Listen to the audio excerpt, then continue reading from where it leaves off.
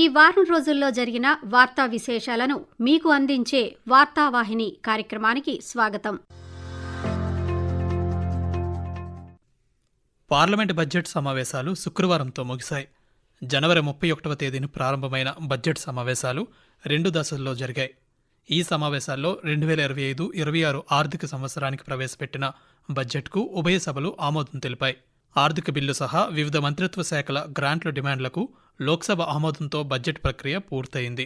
రాష్ట్రపతి పాలనలో ఉన్న మణిపూర్ బడ్జెట్కు కూడా లోక్సభ ఆమోదముద్ర వేసింది. అలాగే వక్ఫ్ సవరణ బిల్లుతో సహా 16 బిల్లులకు ఆమోదం లభించింది. శుక్రవారం రాజ్యసభలో చైర్మన్ జగదీప్ ధన్ఖడ్ మాట్లాడుతూ రికార్డు స్థాయిలో 49 ప్రైవేటు సభ్యుల బిల్లులు ఈ సమావేశాల్లో ప్రవేశపెట్టబడ్డాయని తెలియజేశారు.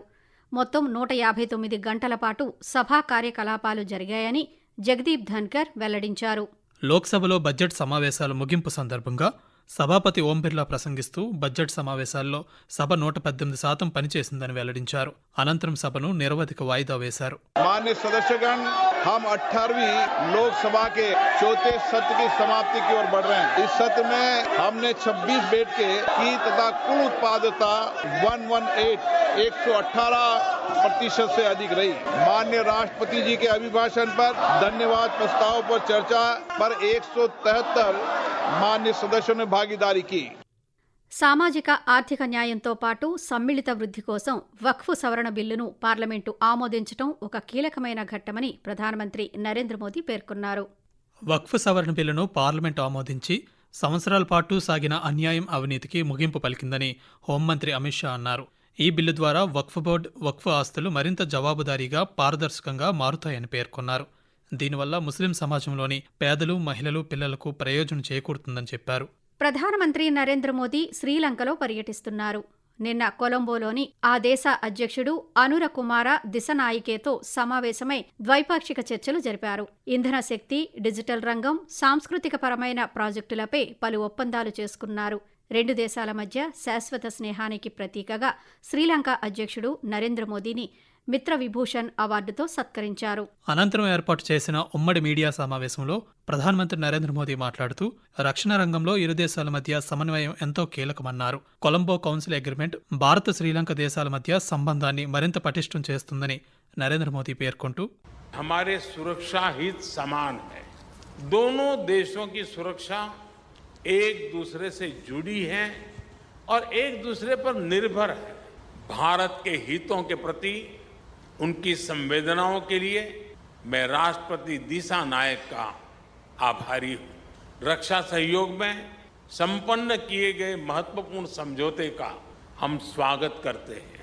कोलंबो सिक्योरिटी कॉन्क्लेव और हिंद महासागर में सुरक्षा सहयोग पर भी मिलकर काम करने के लिए सहमत है. పశ్చిమ బెంగాల్లో చేపట్టిన 25,000 మంది ఉపాధ్యాయుల నియామకం చెల్లదని కలకత్తా హైకోర్టు ఇచ్చిన తీర్పును సుప్రీంకోర్టు సమర్థించింది.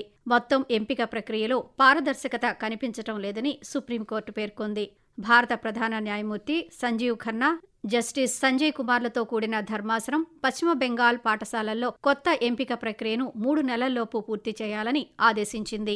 ఆహార నాణ్యతను నిర్ధారించడానికి దేశంలో 100 ఆహార పరీక్షా ప్రయోగశాలలను ప్రభుత్వం త్వరలో నిర్మిస్తుందని కేంద్ర ఆహార శుద్ధి పరిశ్రమల శాఖ మంత్రి చిరాగ్ పాస్వాన్ అన్నారు. దేశవ్యాప్తంగా 205 ఆహార పరీక్షా ప్రయోగశాలలు పనిచేస్తున్నాయని, వీటిని 503 కోట్ల రూపాయల వ్యయంతో నిర్మించామని ఆయన లోక్సభలో వెల్లడించారు. భారత ఆహార భద్రతా ప్రమాణాల సంస్థ FSSAI గత 2 సంవత్సరాల్లో 3 లక్షలకు పైగా నమూనాలను విశ్లేషించి 13,000 నమూనాలు సురక్షితం కాదని గుర్తించిందన్నారు. 2,000కు పైగా సంబంధిత వ్యక్తులపై క్రిమినల్ కేసులు నమోదు చేశామని చిరాగ్ పాస్వాన్ తెలియజేశారు. కేంద్ర మంత్రివర్గ సమావేశం శుక్రవారం న్యూఢిల్లీలో జరిగింది.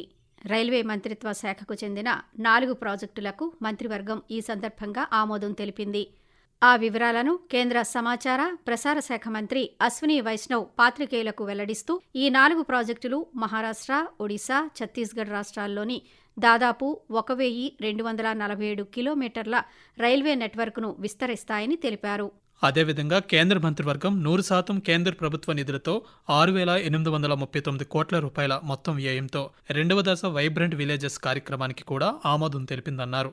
అంతర్జాతీయ భూ సరిహద్దుల వద్ద ఉన్న గ్రామాల సమగ్ర అభివృద్ధికి ఈ కార్యక్రమం ఉపయోగపడుతుందని అశ్విని వైష్ణవ్ వివరిస్తూ 50-60 साल तक जो हमारे देश के बॉर्डर विलेजेस होते थे, उन बॉर्डर विलेजेस को हम देश की बॉर्डर पे लास्ट विलेज है ऐसा बोलते। मोदी जी ने उसको देश का प्रथम गांव बनाया और इस तरह के करीब करीब 2000 विलेजेस को आइडेंटिफाई किया जो कि पूरे बॉर्डर पर स्थित है। इन सब के लिए एक प्रोग्राम बनाया, वाइब्रेंट विलेजेस प्रोग्राम। इसीलिए बॉर्डर विलेजेस को प्रॉस्परस रखना, उसमें इकोनॉमिक एक्टिविटी बढ़ाना, उनको लगातार हर तरीके से कनेक्टेड रखना, ये देश की एंटायर स्ट्रैटेजिक सिक्योरिटी के लिए इम्पोर्टेंट है। ఆంధ్రప్రదేశ్ రాష్ట్ర ప్రభుత్వం ఉగాది పర్వదినాన్ని పురస్కరించుకుని ఆదివారం P4 public private peoples partnership కార్యక్రమానికి శ్రీకారం చుట్టింది. మార్గదర్శి బంగారు కుటుంబం జీరో పావర్టీ P4 పేరిట రూపొందించిన ఈ కార్యక్రమం ద్వారా సంపన్నులు పేదలను ఆదుకుని వారికి ఆర్థికంగా తోడ్పాటు అందించాలన్నారు. అనంతరం ఉగాది వేడుకల్లో భాగంగా రాష్ట్రంలోని వివిధ విభాగాల్లో సేవలందించిన 86 మందికి కళారత్న, 116 మందికి ఉగాది పురస్కారాలను ముఖ్యమంత్రి చేతుల మీదుగా ప్రదానం చేశారు. ఈ సందర్భంగా చంద్రబాబు నాయుడు మాట్లాడుతూ సంక్షేమం, అభివృద్ధి, సుపరిపాలన లక్ష్యంగా పనిచేస్తున్నామని పేర్కొన్నారు. పేదరికం లేని సమాజమే తన జీవిత ఆశయమని, అందులో భాగంగానే P4 కార్యక్రమానికి శ్రీకారం చుడుతున్నామని చెప్పారు. సంపద కొందరికే పరిమితం కాకూడదని, ప్రతి ఒక్కరికి మెరుగైన జీవన ప్రమాణాలు అందినప్పుడు సమసమాజ స్థాపన సాధ్యమవుతుందని చెప్పారు. మార్గదర్శి బంగారు కుటుంబం P4 జీరో పావర్టీ. భారతీయులు ప్రపంచం మొత్తం 2047కి నెంబర్ 1 కమ్యూనిటీగా ఉంటారు. భవిష్యత్తులో ఈ రాష్ట్రంలో ఎవ్వరు కూడా పేదవాళ్ళు లేకుండా మొదటి ఫేజ్ జీరో పావర్టీ, అక్కడి నుంచి మెరుగైన జీవన ప్రమాణాలు, నాణ్యత కలిగిన విద్య, ఆరోగ్యం ఇవన్నీ చేసే కార్యక్రమానికి శ్రీకారం చుడుతున్నా. మహారాష్ట్రలోని షహోర్ బుల్దానా జాతీయ రహదారిపై బుధవారం జరిగిన రోడ్డు ప్రమాదంలో 5 అక్కడికక్కడే మరణించగా 26 మంది గాయపడ్డారు. 3 వాహనాలు, 2 బస్సులు, 1 కారు ఒకదానికొకటి ఢీకొనడంతో ఈ ప్రమాదం చోటు చేసుకుంది. దేశవ్యాప్తంగా దాదాపు 3,50,000 మంది షెడ్యూల్ తెగలకు చెందిన విద్యార్థులకు ప్రయోజనం చేకూర్చే 728 ఏకలవ్య మోడల్ రెసిడెన్షియల్ పాఠశాలలను ఏర్పాటు చేయాలని కేంద్ర ప్రభుత్వం లక్ష్యంగా పెట్టుకుందని గిరిజన వ్యవహారాల శాఖ సహాయ మంత్రి దుర్గాదాస్ ఉయికే రాజ్యసభలో తెలిపారు. ఇప్పటివరకు దేశవ్యాప్తంగా మొత్తం 721 పాఠశాలలు మంజూరు చేయబడ్డాయని, వాటిలో 477 పాఠశాలలు పనిచేస్తున్నాయని వెల్లడించారు. కనీసం 20,000 మంది గిరిజనులు ఉన్న ప్రతి బ్లాక్లో ఒక ఏకలవ్య మోడల్ రెసిడెన్షియల్ పాఠశాలను ఏర్పాటు చేయాలని ప్రభుత్వం నిర్ణయించిందని తెలిపారు. గిరిజన విద్యార్థులకు డిజిటల్ నైపుణ్య ఆధారిత విద్యను అందించేందుకు ప్రభుత్వం ఇతర ప్రభుత్వ సంస్థలతో కలిసి అనేక కార్యక్రమాలను అమలు చేస్తోందని దుర్గాదాస్ ఉయికే స్పష్టం చేశారు. గుజరాత్లోని బనస్కాంత జిల్లాలో జరిగిన బాణసంచా పేలుడు ఘటనలో 18 మంది మరణించారు. ఈ ప్రమాదం తర్వాత కూలిన భవనాల శిథిలాల కింద 23 మంది కార్మికులు చిక్కుకున్నారు. ఈ సంఘటనపై ఆ రాష్ట్ర ముఖ్యమంత్రి భూపేంద్ర పటేల్ విచారం వ్యక్తం చేశారు. మృతుల కుటుంబాలకు 4 లక్షల రూపాయలు, గాయపడిన వారికి 50,000 రూపాయలు ఆర్థిక సహాయం ప్రకటించారు. ఛత్తీస్గఢ్లో వచ్చే సంవత్సరం మార్చి చివరి నాటికి నక్సలిజం అంతమవుతుందని కేంద్ర హోంమంత్రి అమిత్ షా అన్నారు.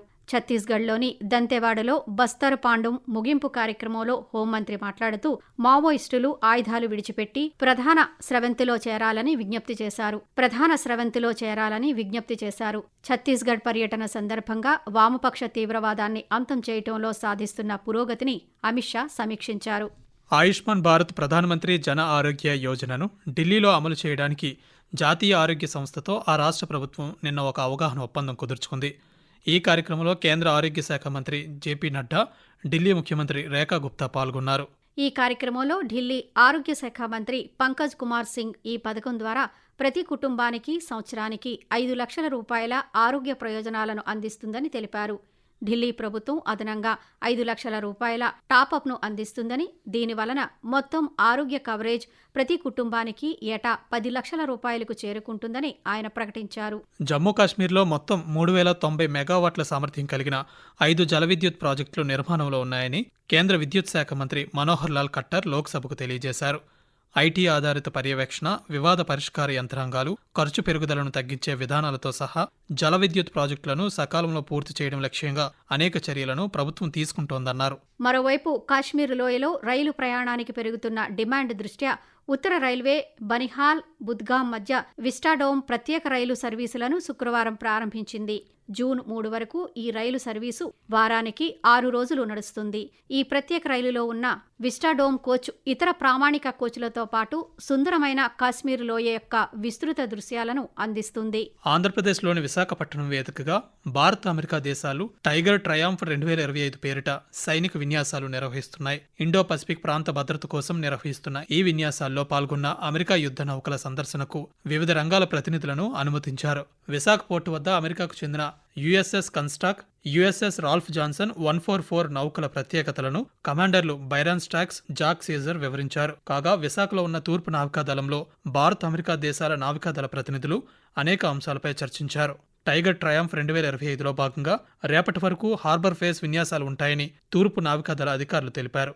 బ్రెజిల్లో జరుగుతున్న ప్రపంచ బాక్సింగ్ కప్లో శుక్రవారం అభినాష్ జామ్వాల్ ఇటలీకి చెందిన జియాన్ లూయిగి మలాంగాపై విజయం సాధించి పురుషుల 65 కిలోల విభాగంలో ఫైనల్కు చేరుకున్నాడు.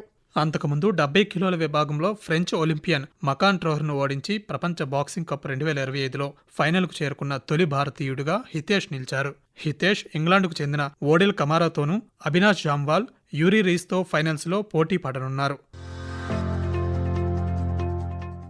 ఇప్పటి వరకు ఈ వారం రోజుల్లో జరిగిన వార్తా విశేషాలను మీకు అందించే వార్తావాహిని కార్యక్రమాన్ని విన్నారు. వ్యాఖ్యానం డివి సత్యనారాయణ, పొనగంటి సుధా. సమర్పణ ప్రాంతీయ వార్తా విభాగం, ఆకాశవాణి విశాఖపట్నం కేంద్రం. వెలువడింది ఆకాశవాణి విజయవాడ కేంద్రం నుండి.